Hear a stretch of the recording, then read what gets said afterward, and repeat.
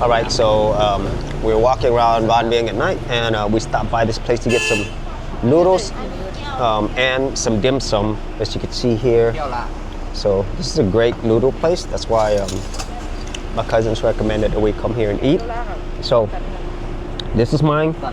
It's got like pork, meatballs, and let me just taste this. Oh wow, that's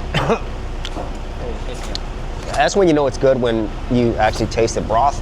You don't put anything else on it, and it already tastes really great. And so I just have some rice noodles. I think he has wonton noodles, rice noodles, and then she has like ramen style noodles. But regardless, it's absolutely delicious. There's a lot of great food here in Vang Vieng, so you don't have to worry about finding wonderful food. And it's here at night, perfect weather, awesome time to have some hot soup. This is how the dim sum is heated in this restaurant. Check that out. That is old school charcoal. There's no electricity here.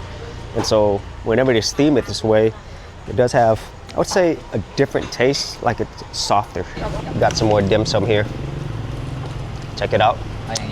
And I'm gonna go ahead and dig into my noodles here.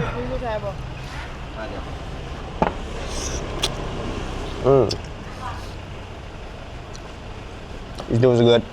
It's really, really soft noodles. Well, I'm gonna have some pork here, red pork. Yep, good pork. Then have some meatballs here.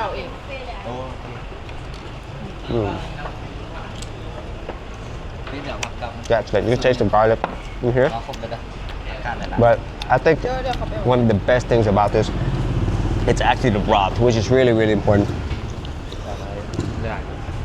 Because if the broth is bad, I would say practically the whole soup is bad, because everything else is in this broth. But the rest of the ingredients, excellent.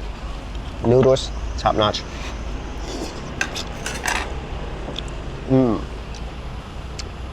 Delicious.